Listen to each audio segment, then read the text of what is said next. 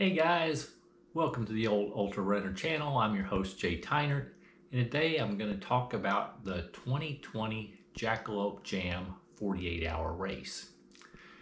In 2019, I did run the Jackalope Jam 48-hour race, but it was kind of a last-second decision because I'd had a concussion. I went into it really undertrained.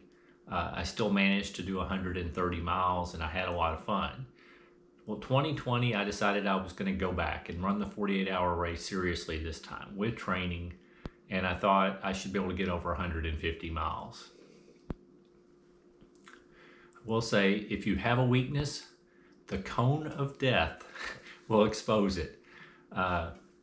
There's a cone that we go around in this race, and it has become lovingly known as the cone of death by the runners that run Jackalope Jam each year. It's just a regular traffic cone, but runners have added eyes to it, and it has like a face. It's pretty humorous, but through 2019, it was a half-mile out and a half-mile back, and you went around the cone. This year they extended the course, so it was a mile and a half out, and 0.75 out and 0.75 back, so you did a 1.5 mile loop. The race did not go exactly as I expected. I first want to say thanks to my wife who traveled down with me. She was going to provide support, and she volunteered and hung out a lot, helping. She helped at the main aid station, helped with timing, and she hung out a lot with the Dallas Dirt Runners and some of my other Houston friends at this race. It's held out at Cat Springs, the 7IL Ranch in Cat Springs, Texas, which is a little bit outside of Houston. So about a 5-hour drive. The year before I'd driven on my own, so I was real worried that I'd have enough rest to be able to drive home after the race. So I slept a little bit more on the second night. My plan was this time I wasn't going to have to do that. I could go for it the second night and stay up all night if I needed to. Anyway, the 48-hour race starts at 9 a.m. on Friday morning, goes till 9 a.m. Sunday morning. We drove down Thursday afternoon, spent a night in a hotel. We arrived at the ranch about 6:45 and set up a tent. We set up a tent for my sleeping with a table with all the supplies that I wanted to personally set up for myself, in addition to the aid station. My wife set up her own tent in a different area because she didn't want to be that close to the race so she could sleep better. We started off, and the first couple hours went fine, but then things quickly turned south. I was 2.5 hours in, and I started having stomach issues, and they were serious stomach issues. I started having to go to the porta potty. I went multiple times that morning. I'm not quite sure. I still don't know to this day what caused that. I don't remember eating anything strange the day or two before. I might have started a little fast, but not that fast. I was pacing myself. I still don't know what went wrong. But after after a few hours of that, the stomach problems got better, but I just really didn't feel good. I really didn't feel good the remainder of that day, or most of the next day. So I wasn't moving real well. I had planned to run till 1 or 2 in the morning before I slept and finish 70, 80 miles, have 75 or 80 miles in toward my 150 before I slept. It did not work out that way because I didn't feel real well. I made it till 1 a.m. And I was getting rather grumpy. My wife told me I needed to go ahead and go to bed. So about 1 a.m. I went to bed, and I had only covered about 60 miles. I got up the following morning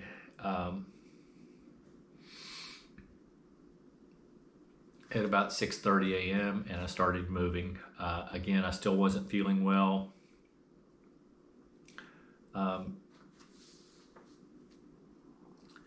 I was most of the day I was primarily walking, and I would run a little bit, but mostly I was just walking because I just didn't feel real good.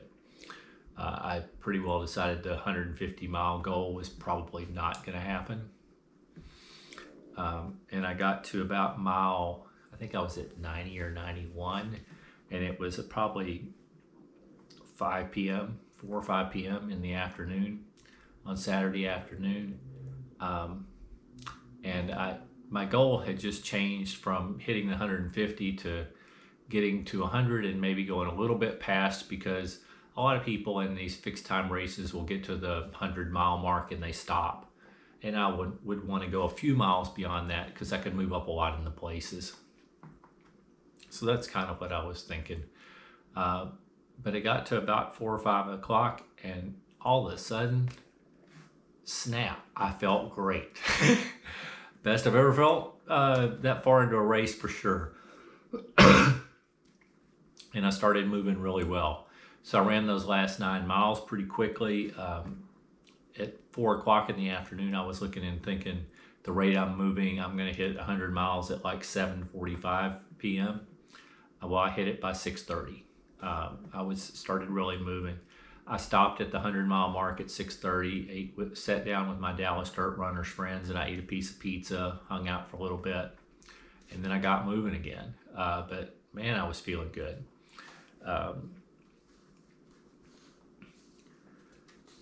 It was really incredible how much I felt better. 34 miles into the race, and I decided it was time to start moving up. I was probably, I don't know, 12th, 15th place. I have no idea.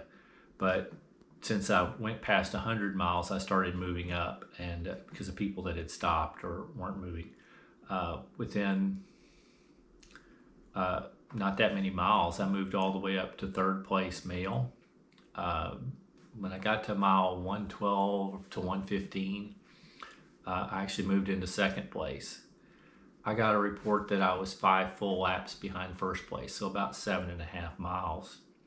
And I got reports that the leader was sleeping. Now, I learned later, and looking at the splits, that was not really true. He was moving. I did get a little discouraged during the night because I was running pretty fast. I found out who the leader was, and every time I would pass him, it felt like I was making up lots of ground because he was walking and I was running. But I guess it just takes a long time to make up a 7.5 mile gap. I felt frustrated because I felt like I was moving a lot faster, seemed like I was passing a lot, but I wasn't making up a lot of ground. Finally, at about 4 a.m., they actually said I caught him, and I was very briefly actually moved into the lead.